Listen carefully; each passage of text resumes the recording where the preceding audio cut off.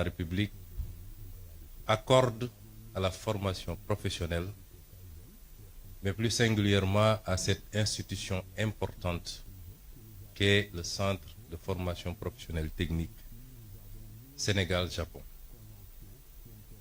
Monsieur le Président de la JICA, Monsieur l'Ambassadeur, je voudrais avant tout vous adresser les remerciements chaleureux, sincères et profonds du peuple sénégalais pour votre présence durant ces 40 dernières années à contribuer à la formation d'acteurs importants pour la construction de tout développement. Monsieur l'ambassadeur, vous avez résumé la situation telle qu'elle se présente pour nos pays. Vous avez dit que le Japon, ce que nous savions déjà, ne disposait d'aucune ressource naturelle pratiquement, et qu'il a pu compter particulièrement sur un facteur important qui est le capital humain, pour être aujourd'hui parmi les 5 économies les plus importantes du monde. Cela doit nous interpeller, nous, Africains et nous, Sénégalais, puisque nous disposons d'énormément de ressources naturelles, du pétrole, du gaz, du zircon, des ressources halieutiques, des terres arables, de la ressource solaire et halieutique en abondance. Nous n'avons pas un climat hostile, nous n'avons pas des hivers extrêmement durs. Nous ne sommes pas confrontés à certains problèmes géographiques ou des problèmes liés à un certain nombre de phénomènes tels que les tremblements de terre, les cyclones, les tsunamis et toute autre catastrophe naturelle qui dévaste souvent un certain nombre de pays, et particulièrement le Japon. Et qu'est-ce qui justifie dès lors que nous soyons là où nous en sommes et que le Japon en soit là où il en est? C'est cette problématique qui nous interpelle quand j'étudie le modèle japonais, quand j'observe le modèle japonais. Et la réponse se trouve simplement en 2 ou 3 choses. Le développement doit être porté par un leadership éclairé, patriotique et intègre. Le développement doit ensuite être porté par des ressources humaines de qualité qu'on doit former, ce qui nous réunit aujourd'hui ici. Mais le développement, c'est aussi un état d'esprit. Et tout à l'heure, on nous a présenté l'esprit Kaizen, qui est un esprit dont nous devrions nous inspirer, qui renvoie à la discipline, à l'organisation et à la fixation sur les objectifs qu'on s'est assignés. Et notre gouvernement, justement, Monsieur l'ambassadeur et Monsieur le Président, veut lever ces défis. Les modèles de développement qu'on nous a présentés ou qu'on nous a appliqués jusqu'à présent ne pourront jamais développer nos pays. Donc c'est la fin de l'ère de l'endettement inconsidéré pour venir investir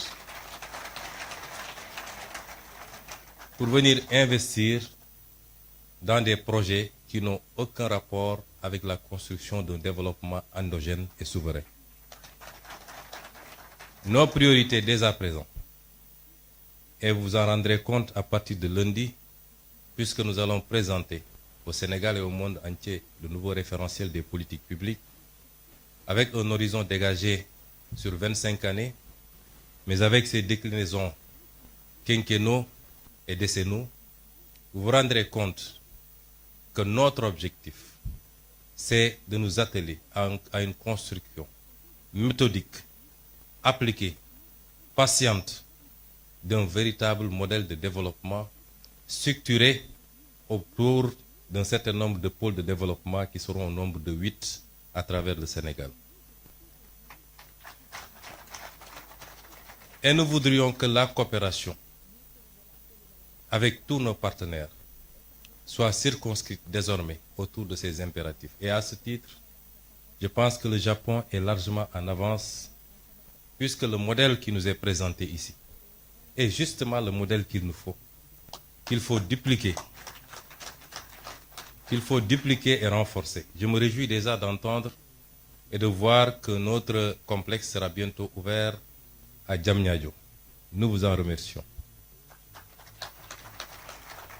Mais il est souhaitable, toujours avec la coopération japonaise, que nous puissions ouvrir autant de complexes, à défaut de le faire dans toutes les régions, du moins dans les 8 pôles de développement, pour accroître la chance de tous les Sénégalais, les jeunes Sénégalais, de pouvoir bénéficier d'une formation de qualité chez eux et de pouvoir contribuer localement à construire le développement endogène au niveau local, d'abord au niveau des pôles, puisque c'est la somme des résultats obtenus en mettant en compétition les 8 pôles qui nous permettront d'avoir un résultat appréciable au niveau national. Et dans ce sens, je voudrais rassurer les partenaires. Oui, le modèle japonais est l'idéal pour nos pays. Nous préférons qu'on nous apprenne à pêcher plutôt que de continuer à nous offrir du poisson. Le transfert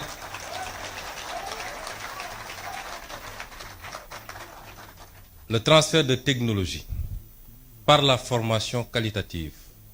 Tout à l'heure, nous avons visité les ateliers et nous nous sommes rendus compte que déjà, beaucoup de choses peuvent être usinées ici et produire la même qualité qu'ailleurs, avec l'aide et avec la coopération du Japon.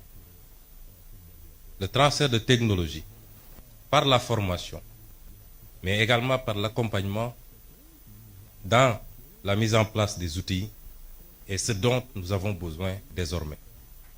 Et c'est pourquoi j'engage le gouvernement du Sénégal, nous l'avons dit lors du dernier Conseil des ministres, que nous allons renforcer l'implication du gouvernement du Sénégal sur le plan financier, sur le plan de l'accompagnement à tout point de vue, pour booster la formation professionnelle.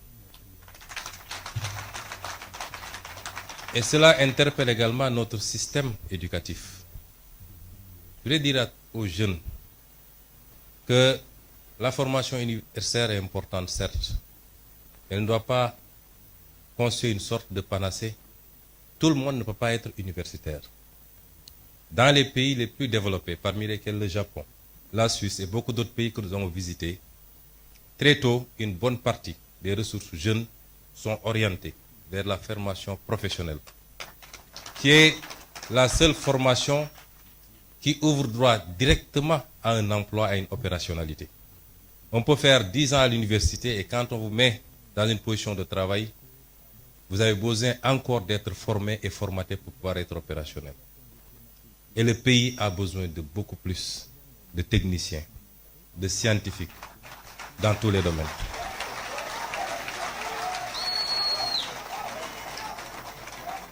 Et c'est pour rassurer également les élèves étudiants que nous ferons le nécessaire avec tout l'accompagnement qu'il faut pour que vous puissiez pousser le plus loin possible, notamment le cycle d'ingénierie,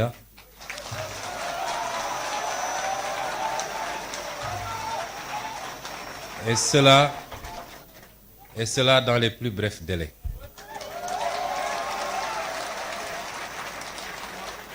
Je ne voudrais pas être long dans ce discours. Je voudrais simplement dire au peuple sénégalais, au-delà des félicitations à nos partenaires japonais, parce que tout ce qu'ils ont fait, ils l'ont fait avec altruisme, puisque c'est des dons. Nous les remercions chaleureusement encore une fois au nom du peuple sénégalais. Et dans la coopération future, notre option, c'est de voir avec chacun de nos partenaires qu'est-ce qu'on peut développer de manière spécifique et orienter, concentrer cette formation, cette collaboration autour de ces secteurs. Et dans le domaine de la formation professionnelle, pour la technologie, les sciences de manière générale, le numérique. Je crois qu'avec le Japon, nous avons de belles perspectives.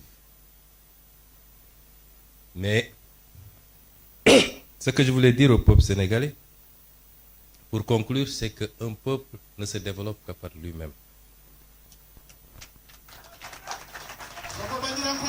Savez-vous que nous avons fait récemment un exercice de vérité pour dire aux Sénégalais ce qu'il en était.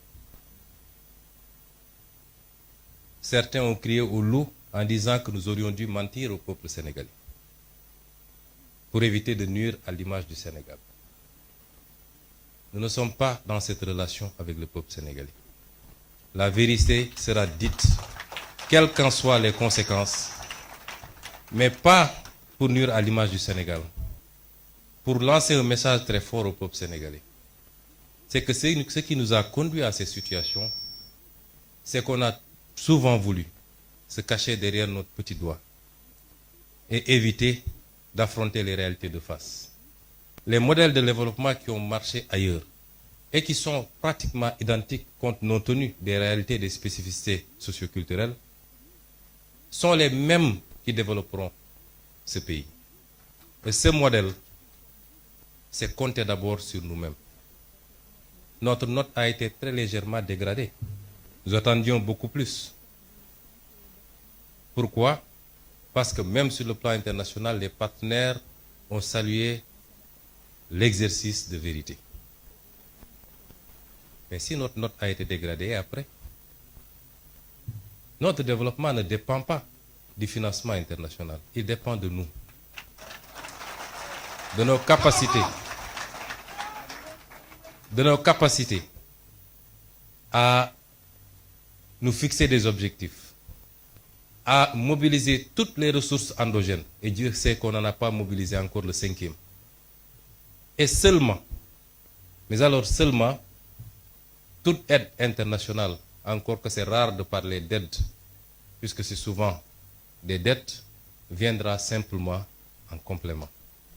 Et ce message, nous devons le comprendre parce que si aujourd'hui le Japon,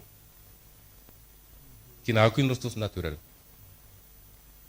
qui a vécu ce qu'elle a vécu lors de la Deuxième Guerre mondiale, a su en être à ce niveau, c'est parce qu'il a appliqué cet esprit, ce modèle, cette combativité, ce don de soi pour sa patrie, mais cette croyance fondamentale en lui-même et en son peuple. Je vous remercie de votre aimable attention.